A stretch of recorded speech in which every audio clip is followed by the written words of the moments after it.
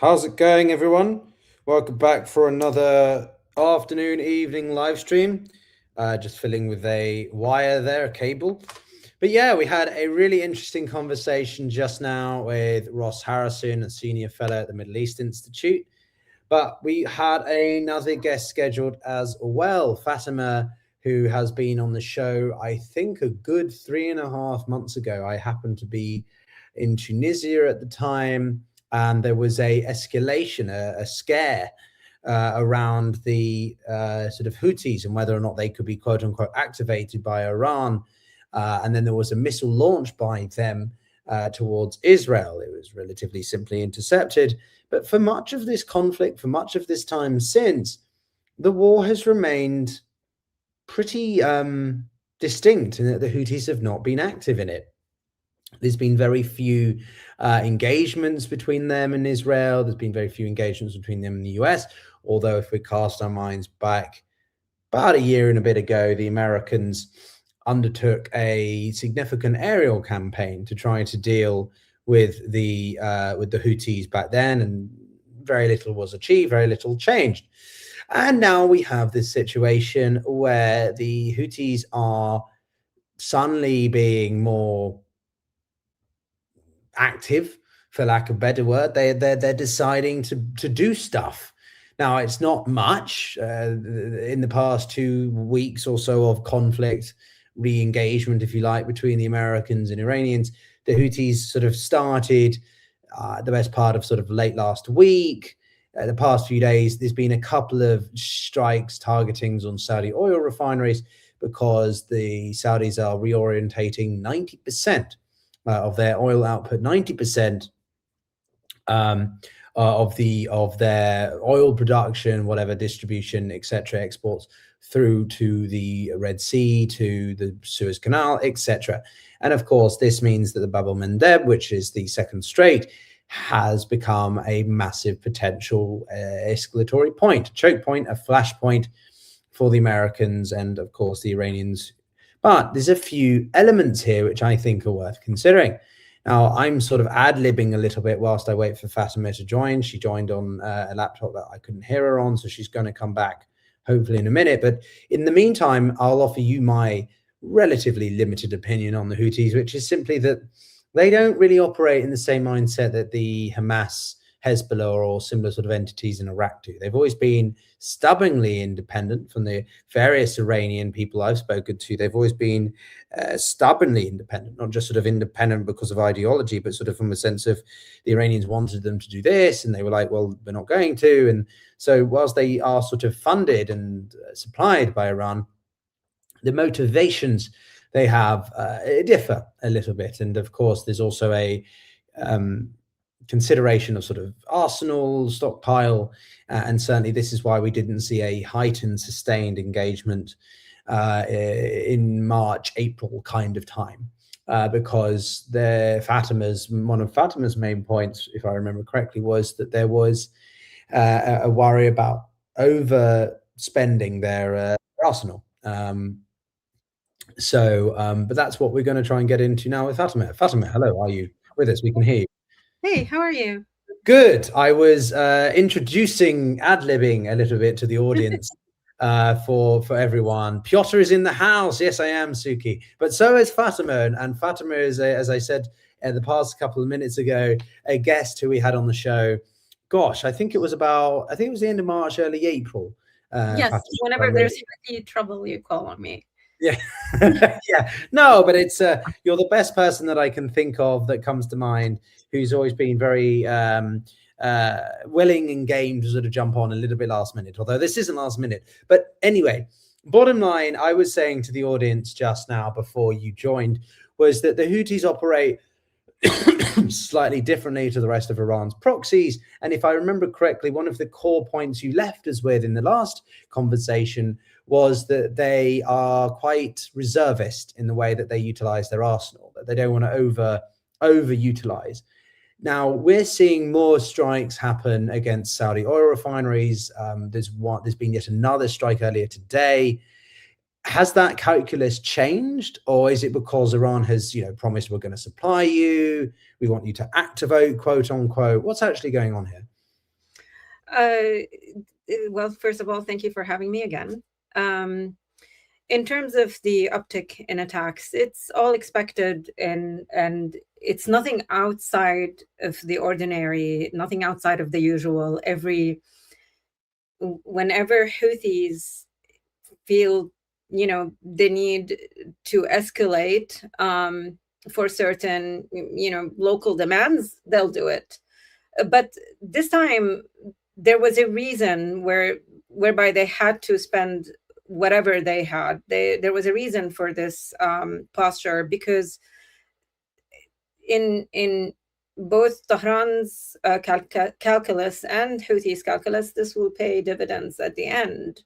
And the reason why, first of all, I think it's important to understand that this may not be just a Houthi calculus. That this is pretty much rooted in what Tehran sees as strategic, in order to pressure the United States into a compromise, in order to, stop the recent barrage and attacks that the United States had over the Strait of Hormuz. So what Iran wanted to do was distribute its leverage, to show that it's not just concentrated on Hormuz, but also it could be applied into Bab al-Mandeb. And, by shutting down the other strait, then it increases the economic cost, not necessarily just for America, but for the entire world, because other countries tend to suffer. Europe, Asia, India, with the longer routes that are imposed, everyone gets to feel that kind of economic pain, and ultimately ends up pressuring the president of the United States to back off from his campaign, because it has costs that haven't been calculated. So all of this, and you don't have to also take my word for it, because Iranian press is actually stating that. So they're stating that this is not just, that this is a front that has been activated in order to help the larger, broader strategy and coercive strategy of getting the United States to realize that any intervention in Hormuz with Iran is just going to be ultimately losing one, and losing on the economic cost. And if we even trace it back, like if we look at the immediate trigger in terms of what happened and how it happened, Tehran was completely behind it by flying Mahan Air into Houthi areas, flying a sanctioned airliner that's known for transporting the Quds Force and weapons. It's internationally sanctioned because of this, to fly it into Houthi areas. And as we discussed last time, Houthis were in desperate need of weaponry, and they continue to need the components and the parts needed for manufacturing their drones, their missiles. And we've been seeing a lot of interception this year, with a very large shipment as well that was caught in sea on July 12th. And it was huge. And from cruise missile launchers that are transported to sea to small, items and GPS systems that can fit into a backpack. So they still need the missile components. They need more, and for me, I'm concerned, and I think that things may start to change, because I really see that Tehran is intent on supplying them. And now we also see with Hormuz, we see the Omanis and the Iranians are coordinating in Hormuz. Now, that's a long border between Oman and Yemen, in which smuggling historically happened, smuggling into the Houthi areas, and has been happened and documented by the UN panel of experts. So that's another issue that... If I can just, I do want to get your reaction a little bit to some of the most recent developments in the past hour, and then I want to pivot a little bit towards some of what you said just now, longer term sort of I don't know the strategic calculus and time frame there, but they fired another missile at this Saudi oil tanker in the Red Sea. So they targeted the NCC Ghazal in the Red Sea. The group's military spokesperson Yahya Sari, I know I'm not saying it correctly, but no, accused the vessel of violating their declared maritime blockade on Saudi Arabia and ignoring warning calls. The tanker was forced to turn back. He added, saying that the group will, quote, continue to enforce the maritime blockade on the Saudi enemy as part of a comprehensive strategy of siege and escalation, end quote. That's quite a comprehensive sort of statement here, and I don't know, to the average person, it seems more fleshed out than what we might associate with the Houthis. A lot of people, I think, just think of them as an extremist group with not much coordination, but it seems pretty coordinated, right? In terms of the diplomatic communiques, the military operation, a supposed blockade, although it's not quite the United States Navy. What's your, I don't know, reactions to that? I mean, I think a big problem has been underestimating the Houthis. They're fairly sophisticated in their diplomatic and military and outreach. And the thing that for me stuns me the most is their propaganda, right? They've been taught by the best in Iran, in Russia. So they're quite good in communication. They're quite good also in projecting power that they may not have. Their message are primarily towards deterrence. And if you think about the tanker that they just allegedly hit, why fire? I mean, they said they fired ballistic missiles toward the ship, right? And so in Yahya Saria's statement, he says that ballistic missiles were fired. Well, I mean, you don't fire a ballistic missile like it's like firing a pistol in a wedding or whatever. You don't just fire in the air. Well, that's a wedding. Oh goodness. Right. So you don't fire in the air is the idea. So they fired. I thought you meant at the wedding, the bride and groom. I was like, oh God, it's getting. No. Right, but what I'm trying to say is that this is a failed attack. You don't fire a ballistic missile just for it to fall in the ocean. So it's a failed attack, meaning they either were not capable of hitting their target, or because they couldn't quite shoot at the ship, or their ballistic missiles failed.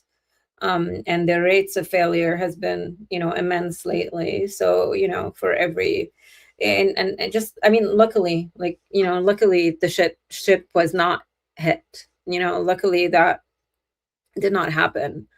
But I would say, their entire language here is part of their ideology. They're saying blockade for blockade, and they have all of this language of maritime blockade and an embargo, trying to show that they're trying to respond to whatever the Saudis imposed on them. The issue that everyone needs to realize is that this is an armed non-state actor, not elected, doesn't have legitimacy, is a proxy of Iran, is an instrument of Iran's regional power projection. So this is not a group that should run an airport or a port. It's a group that has contested a huge, even in the areas that it's currently governing, it's not really governing. I mean, I should say it's in the areas where they're imposing their themselves, in these populations. What often happens is that they end up imprisoning people. Even humanitarian cases. 8 organizations had to pull out en masse because they were detaining humanitarian workers. Some of our colleagues are in jail, just so that they can be used as a hostage negotiation, in hostage negotiations, or as a bargaining chip. So it's a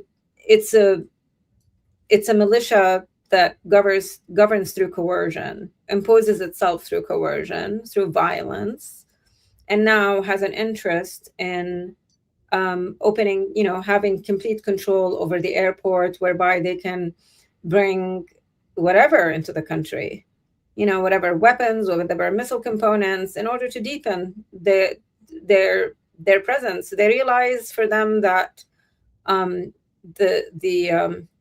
situation is unfavorable. There are, so there's attacks on Iran, and they realize that the situation in the United States is unpredictable.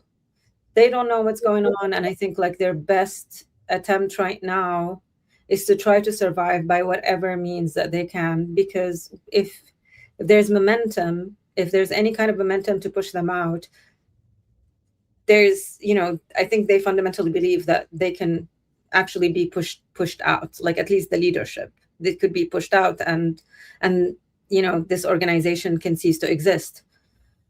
But how scared should we be? I guess very simply, right? When I first started hearing this idea that Bab el-Mandeb would be targeted as well, like sort of, oh my God, that's it, Armageddon Day, Doomsday, both.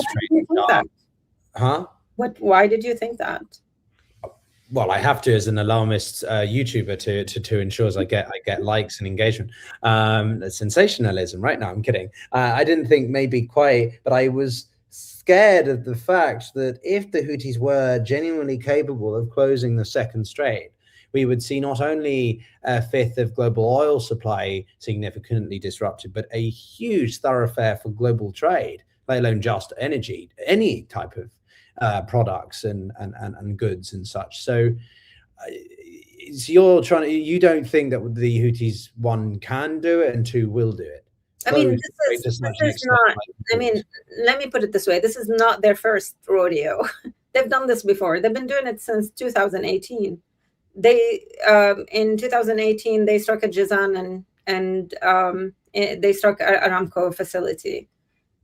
I don't know if you remember that. And the world didn't care. It was just like, that's but Fatima, my counter to that is simply, okay, that's one facility. How much can they actually close the strait, the Gulf of Aden, the Bab el-Mandeb, to such an extent that no ships go through? How much can they do what has happened in Hormuz to such an extent? They don't have to even attack. Like, if you remember, just by announcing the blockade, just by announcing it, ships started turning back. About 5 or 6 ships started turning back.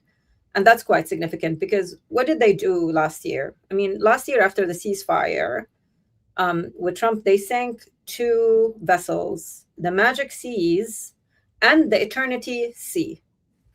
Both of them are in the bottom of the ocean, and they sank them in August last year, and no one cared.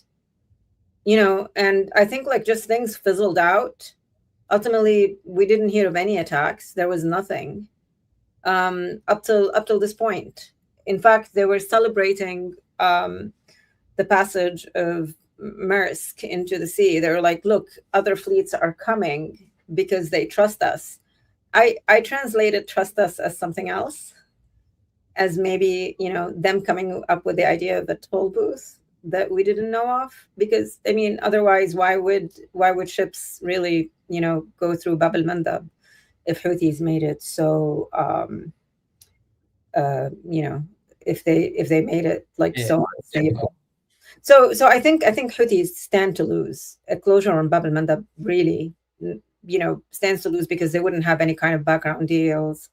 They can't continue, these kind of attacks. And I think all of this is, I mean, in my assessment, it's not going to last for long.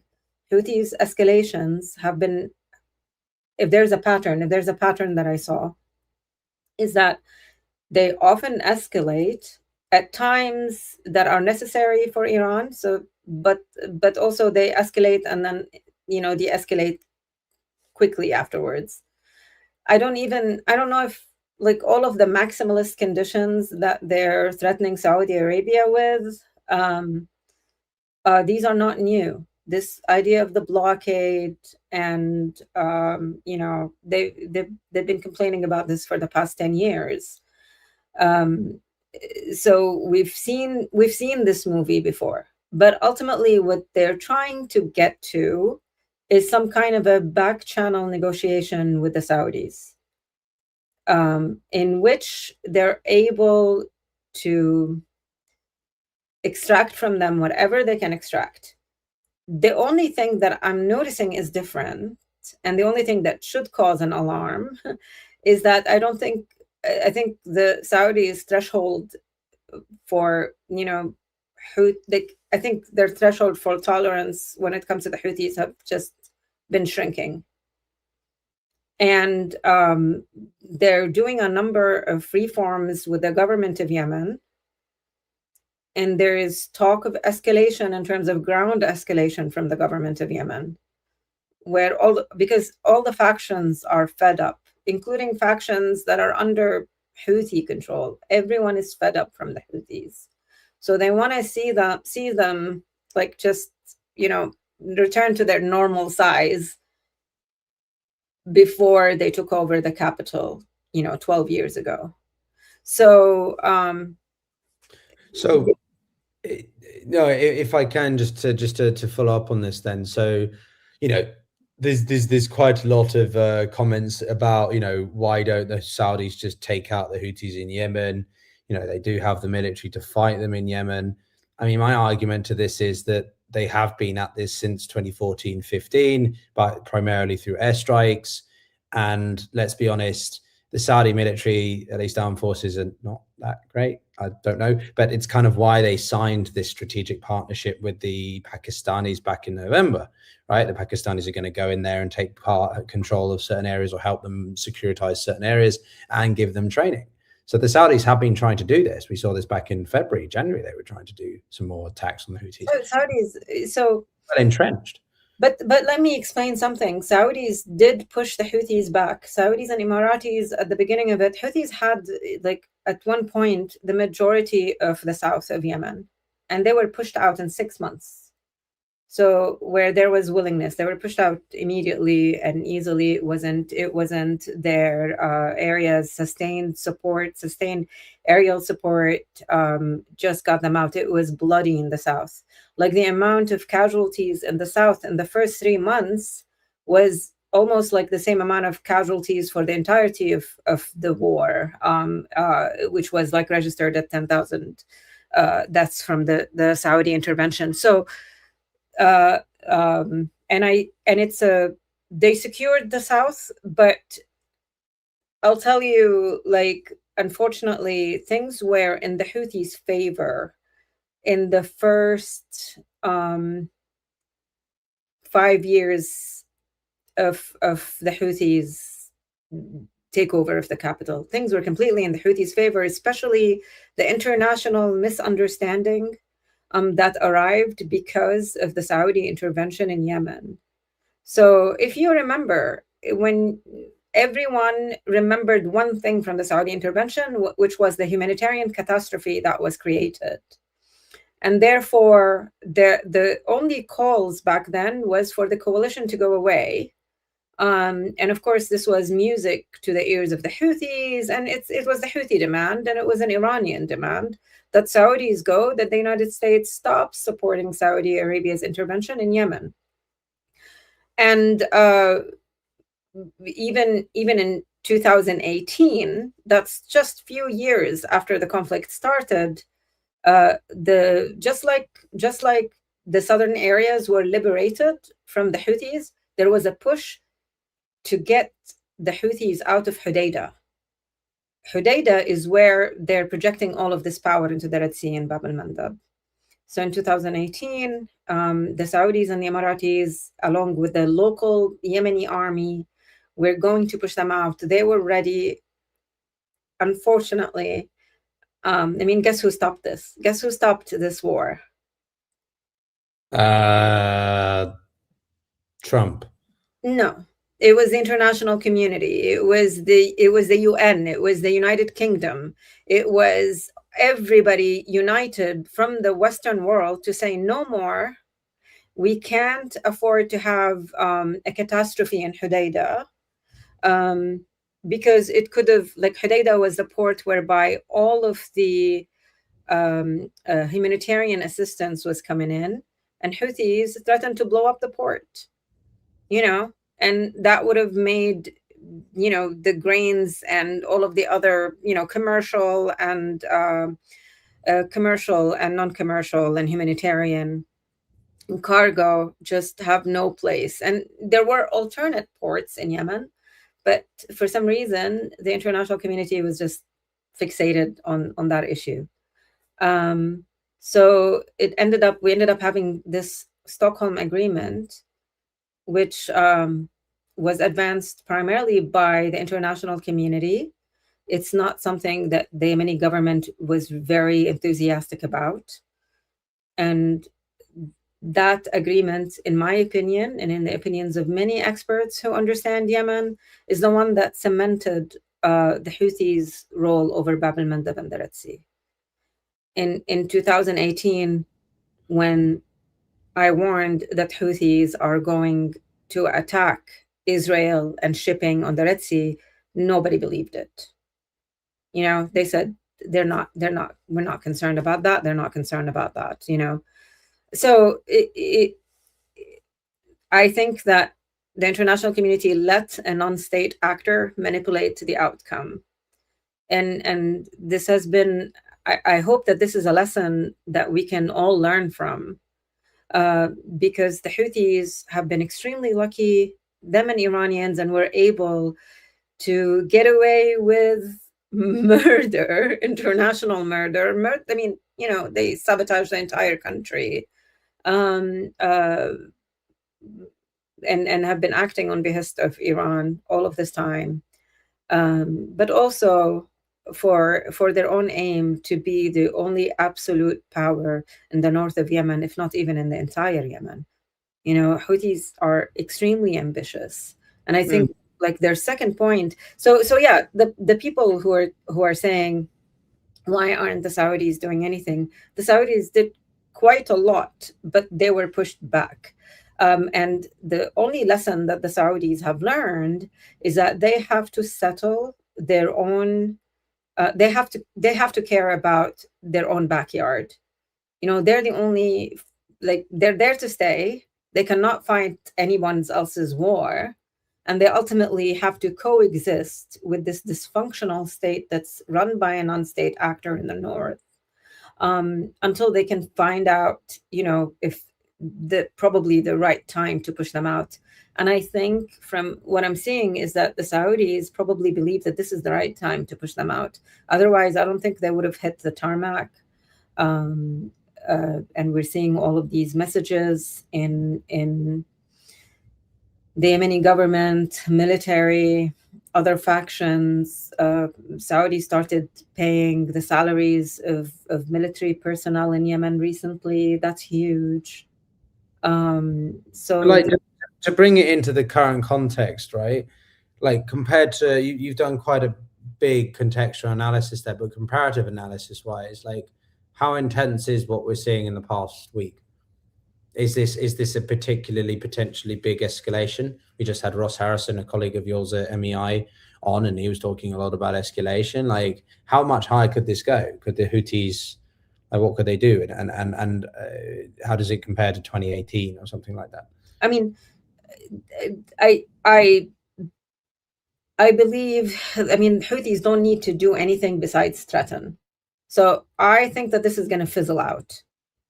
There are two ways that this can go.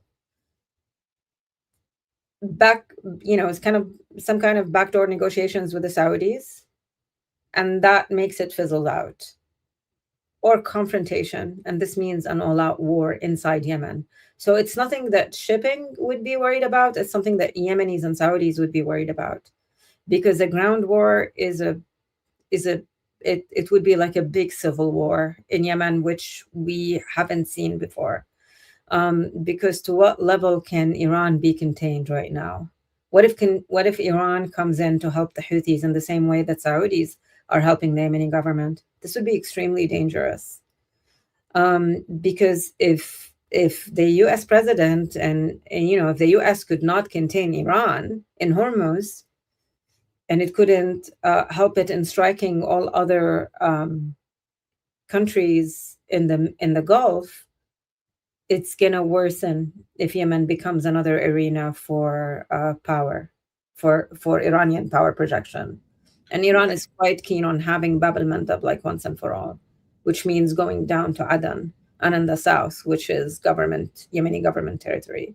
So I think the situation for Yemenis is fragile. For the international community, not so much. So, okay, let me put a two-pronged question to you. So you think that are you suggesting that quite a lot of this is dependent still of what's going on within Yemen itself, or this could bring in the conflict, the civil war within Yemen, which no one remembers, everyone forgets. So I think, again, like what we've seen is that everyone waits for signs of de-escalation. I mean, when Houthis escalated with Israel at the end of March, when they escalated, it was limited, and they withdrew on their own. There was no back channel negotiations, nothing. They fired what they could fire. They, registered attendance in the headlines that they're there as a power that could do this, and then it fizzled out. Same with Trump. Like last year, it was 2 months of attacks, and then they had an agreement with the Trump administration and then they attacked a couple of ships and it fizzled out.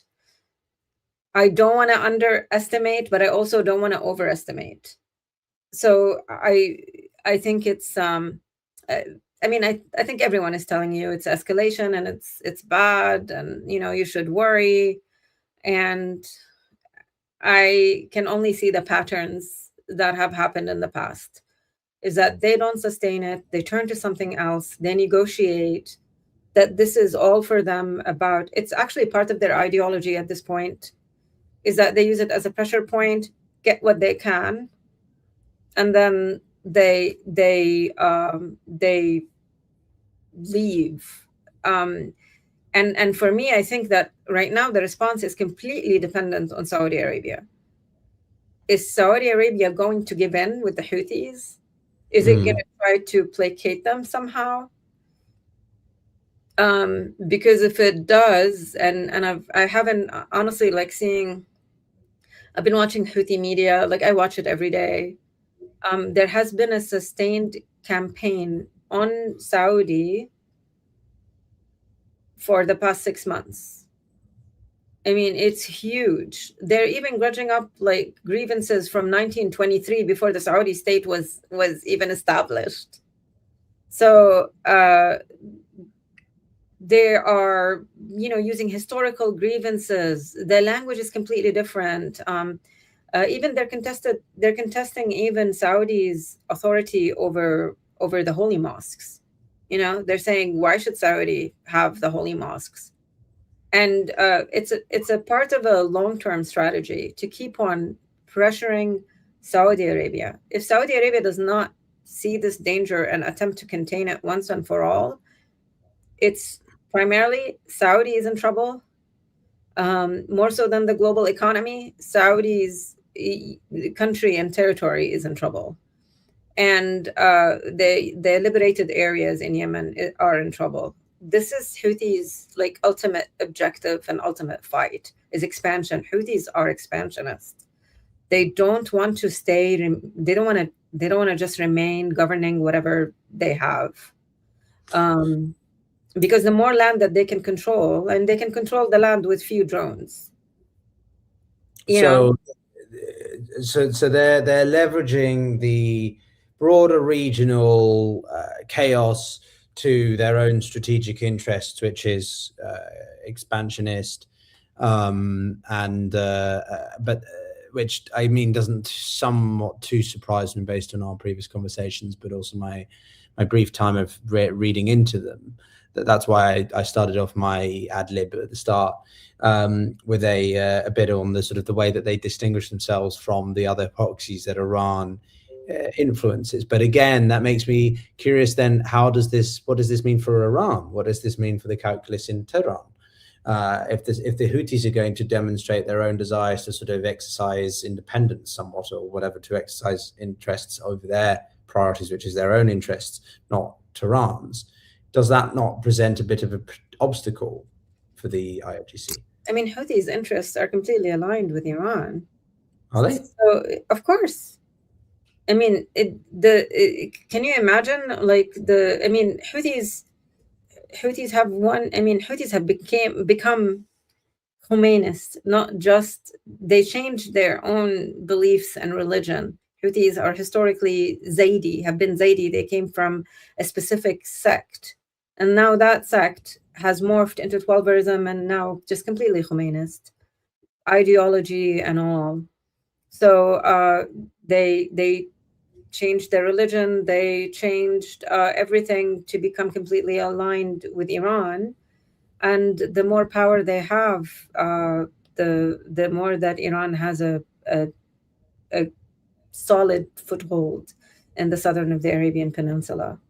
Expansion, by the way, it's Iran as well challenges Saudi's custodianship over the holy mosques, and Houthis are singing to that tune.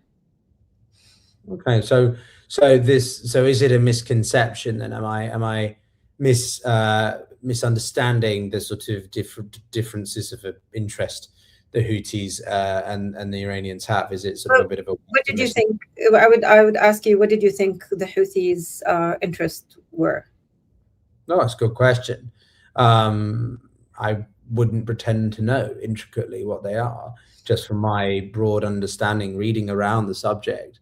The Hamas is not the Houthis. Houthis is not Hezbollah, and the Iranians have never had as strong grapple over them as they have others. Is that largely incorrect then? In my opinion, interesting. In my opinion, I think the Houthis are a proxy. They are an extension of Iran.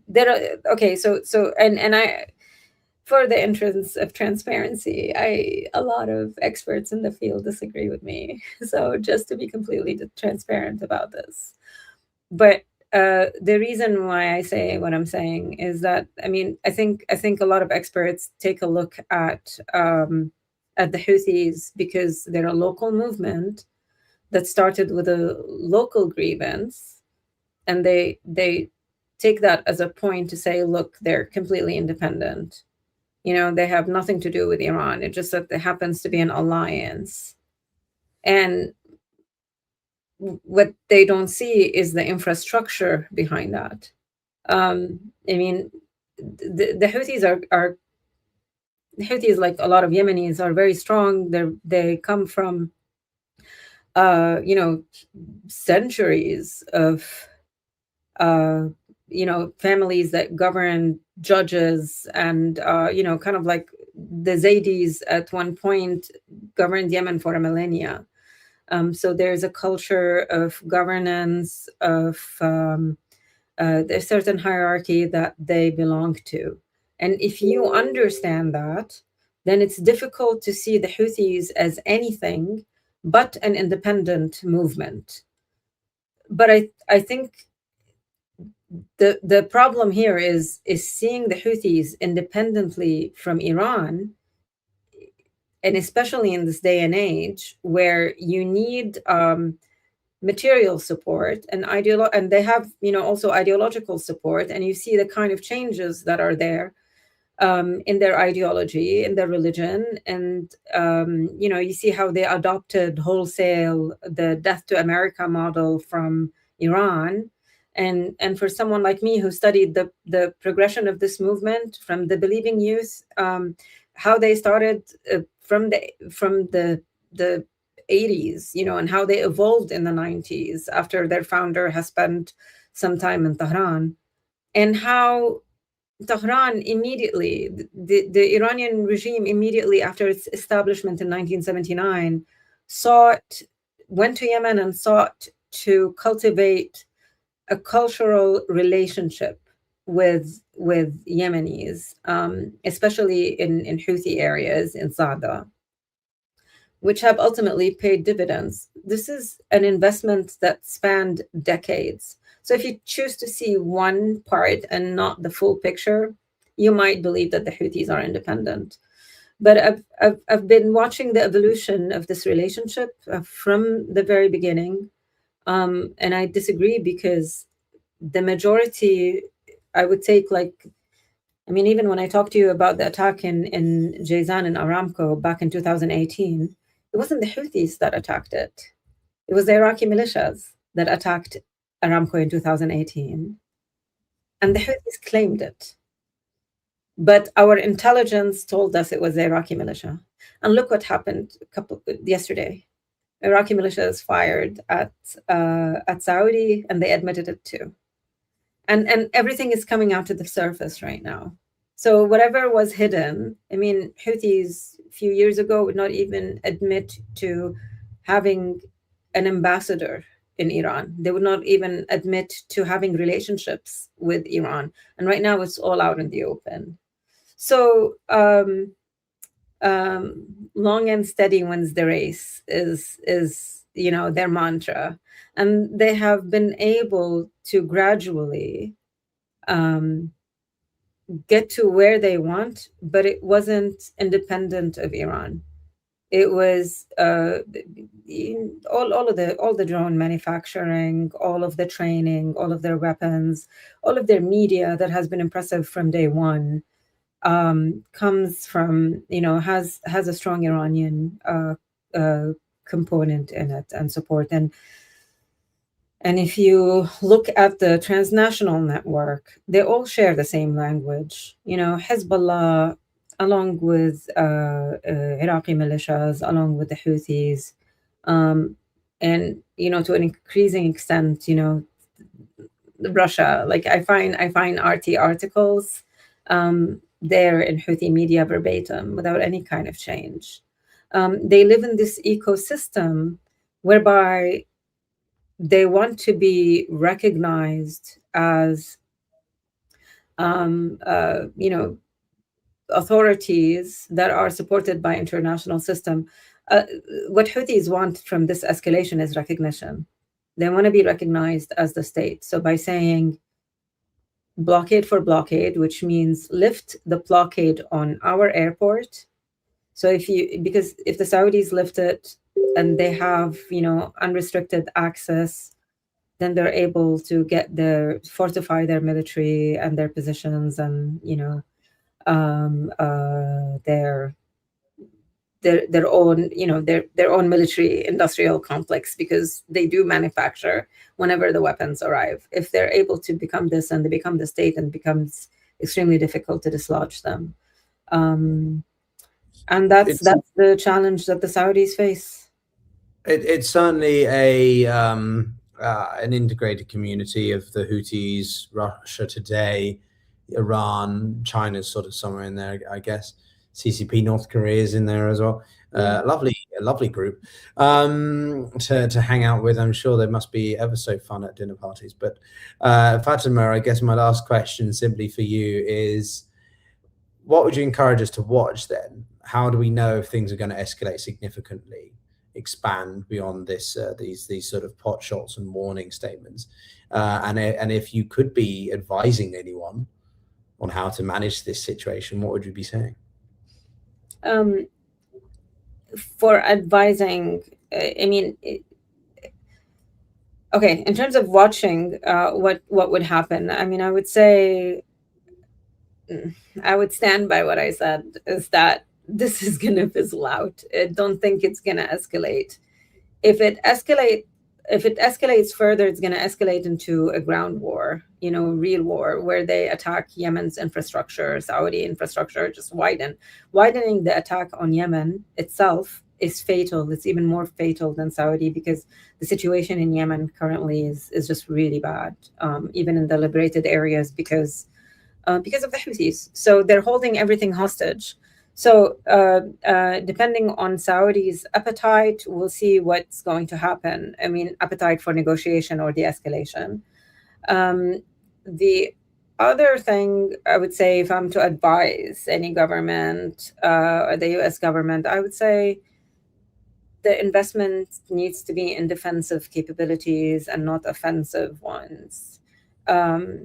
More pressure needs to be put on the group to sever every kind of smuggling artery that comes to it, from Oman, from Saudi, from all neighboring countries, whether by land, by sea. If the more that there are eyes on what comes to the group, the less the group is inclined to do anything, really, because it wouldn't be able to project the kind of power that it does. So just, monitoring, taking action in taking out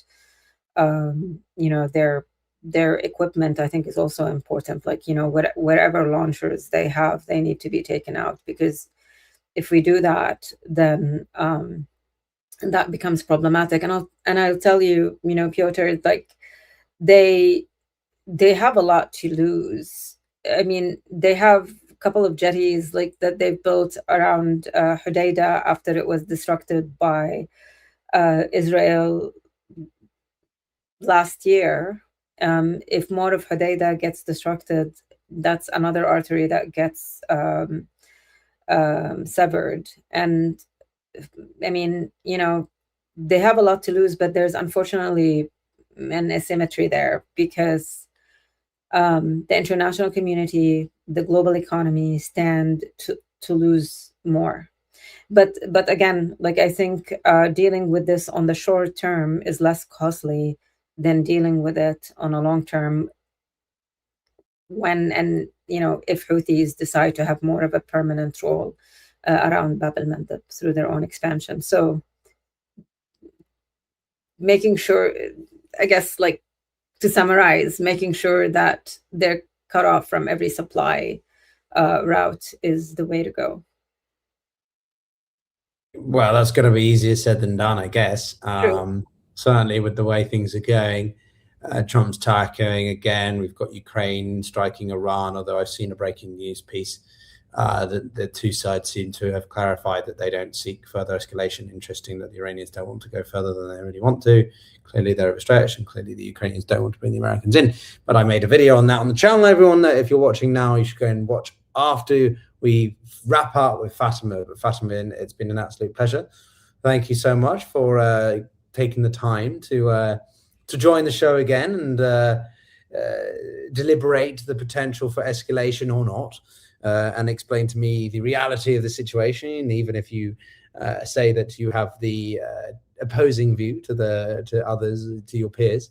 And everyone, yes, do check out Fatima's writing and work, and we shall speak soon. But otherwise, stay safe out there, everyone, and yeah, take care.